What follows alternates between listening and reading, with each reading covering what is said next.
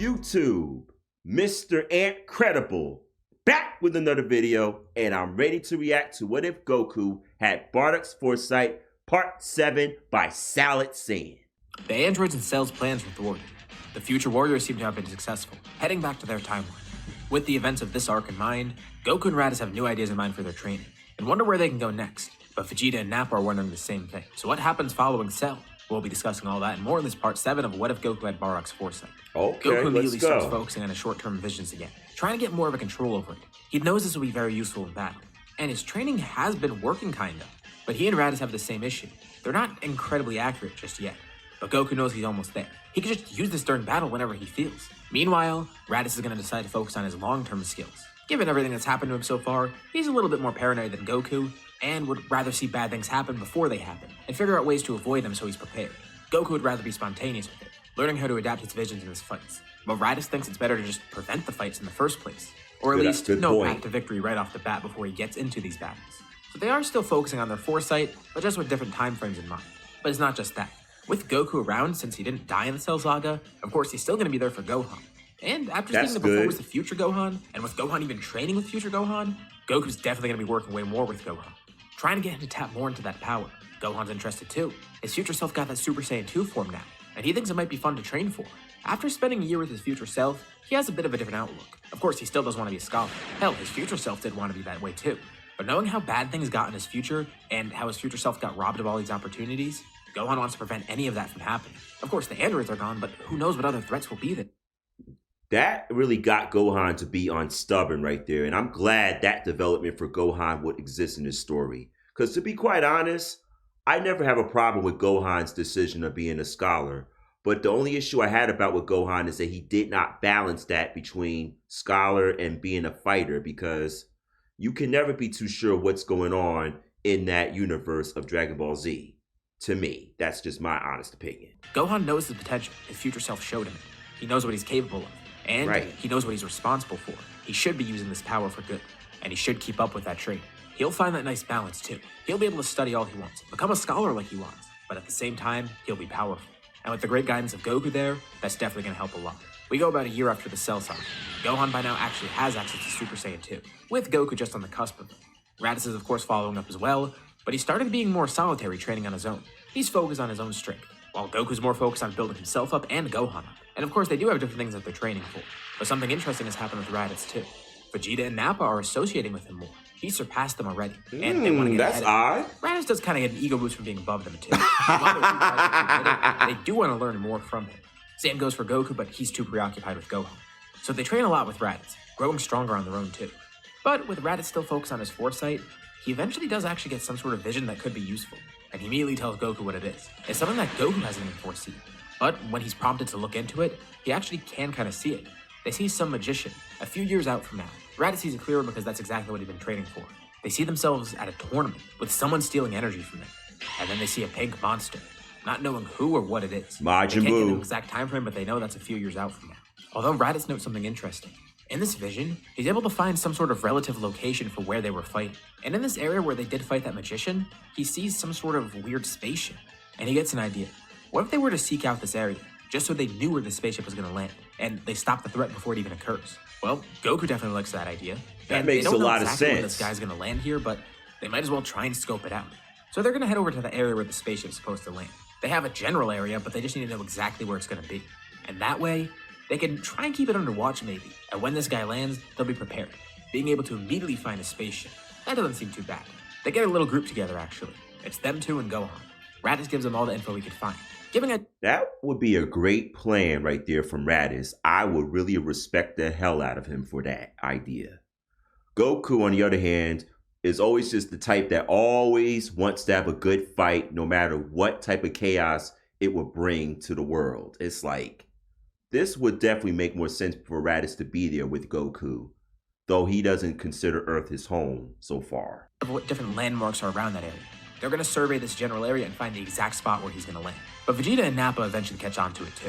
And this is going to be kind of weird for Raditz and Goku to explain because they don't really want to give away that they have those premonitions. They still don't want Vegeta and Nappa knowing because they're not sure what they're going to do with that information. And mainly because Raditz doesn't want to give his trump card up to them. And also the fact that he basically has a real-life cheat code. So they kind of skirt around and say they're just searching for something. They feel like there's something strange going on. And they just want to look in that area just to make sure everything's okay. Which kind of is true, but Vegeta and Nappa are a little bit suspicious. They're going to come along with them. They want to see what's going on. Well, you know what? That's fine. Although these two Saiyans aren't really going to be too helpful with searching, since Raditz can't give away what he's actually looking for, because then he'll give away that he has that foresight. Very strange situation, but he'll work around it. So they go over to that general area, and they all start looking around. Goku and Gohan split up from Raditz, while Raditz stays with the other two Saiyans. And it doesn't take too long before they find something. Raditz, Vegeta, and Nappa are the first to locate it. There actually is a spaceship here. This guy's already on the planet. How long has he been here for? How long does he plan on staying here for? Raditz tries focusing, trying to communicate with Goku to get him over here. He doesn't want to alert anyone else, but it's already too late. He tells Goku and Gohan where he is, but someone then jumps out to attack him. Raditz immediately powers up into Super Saiyan, narrowly dodging as someone spits at him. Why is this guy spitting on him? It's Dabur. He saw them over there. He and Babidi are concerned. They've been spotted. It must just be by chance. There's no way they actually know what's going on here. Dabur can at least fend them off. But there is kind of an issue with this. Dabur can't kill them just yet. Babidi wants to collect energy from them. Dabur just has to hold them off somehow. Babidi is scrambling to try and figure out something to do. They shouldn't have been spotted right now. This is really going to mess with his plans. There's no way they can back BUU this early. Unless... Wait, he has an idea. There might just be enough power here.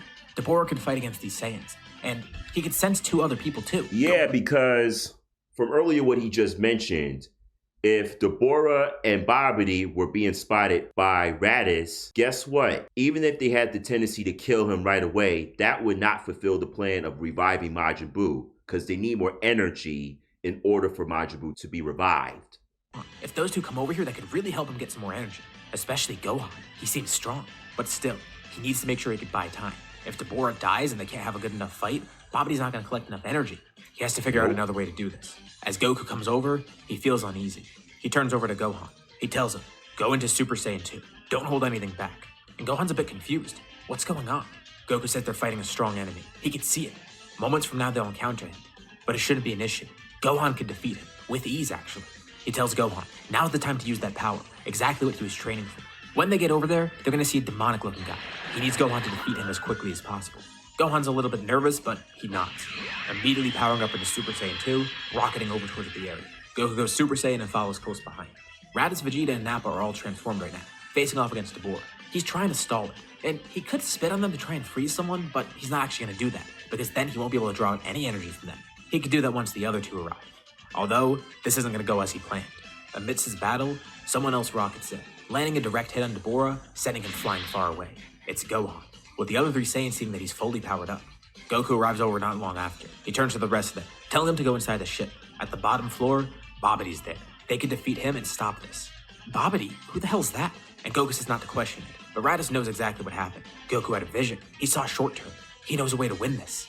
Raditz's long-term vision allowed them to actually stop this threat before it happened, while Goku, his short-term visions can allow him to adapt here, helping the group be flexible and secure victory. Raditz flies right towards the ship, bursting through the top of it and going down.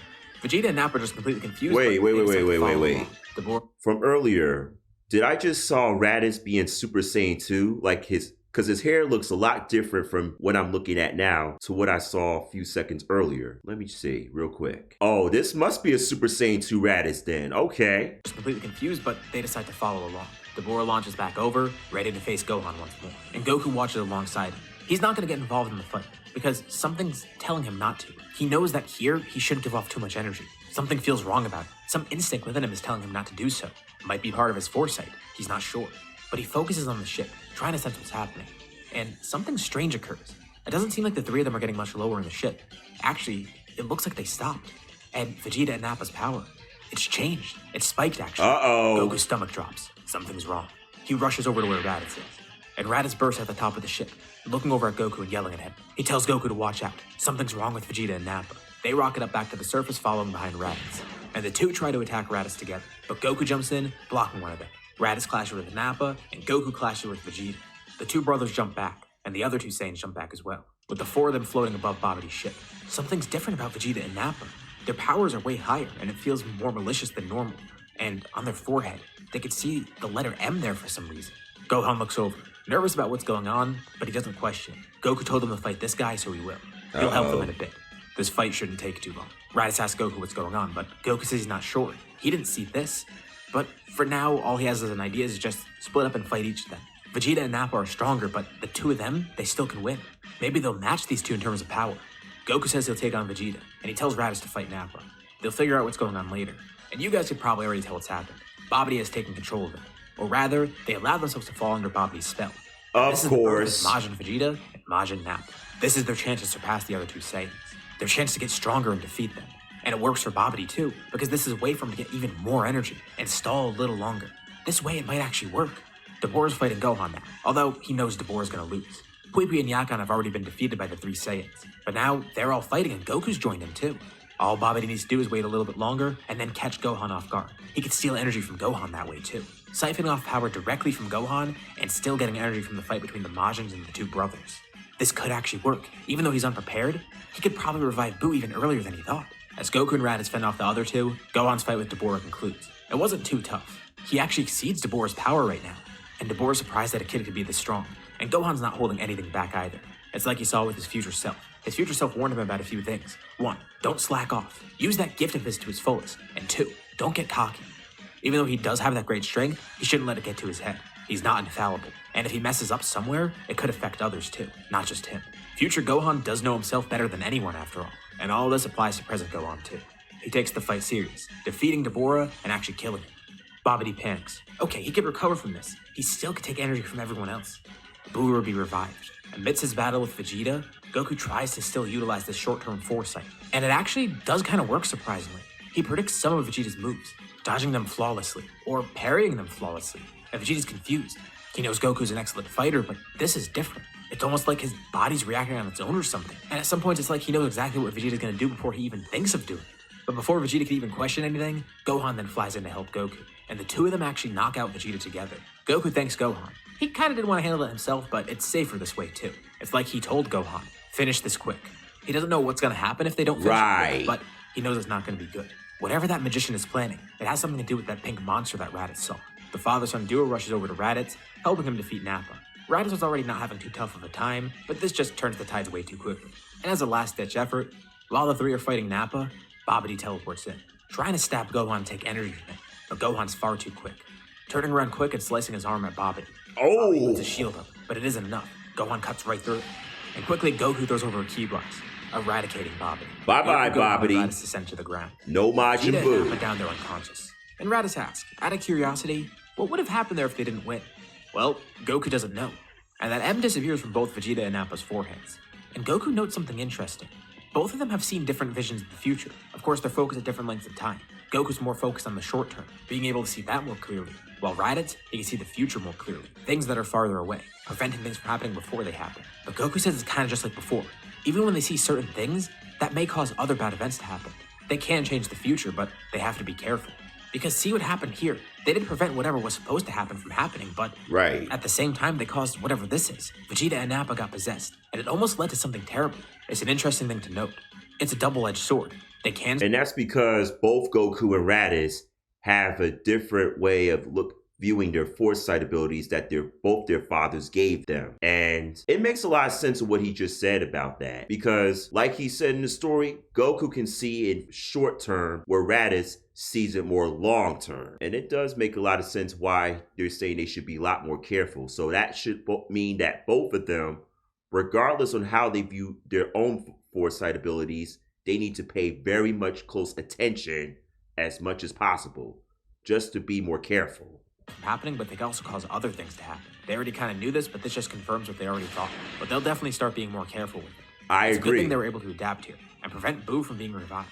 Vegeta and Nappa wake up, and Raditz calls them idiots. How did they get possessed? I can see the criticism from Raditz. And as they continue arguing, Raditz is able to easily find out.